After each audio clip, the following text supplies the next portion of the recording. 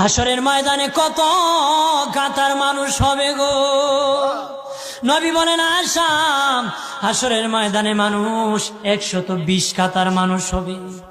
কয় কাতার? আয়েশা রে, হাসরের ময়দানে 120 কাতার মানুষ হবে। আয়েশা সিদ্দিকা বলেন ইয়া রাসূলুল্লাহ, ইয়া রাসূলুল্লাহ, আমি জানতে চাই আপনি রাসূলুল্লাহর উম্মত কত কাতার হবে? নবী বলেন আয়েশা, আমি রাসূলুল্লাহর উম্মত একাই 80 কাতার হবে।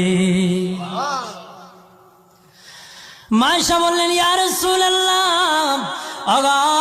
দিনের নবীজি 80 কাতার দিয়ে আপনার উম্মত হবে, আপনার উম্মতকে কেমনে আপনি চিনবেন?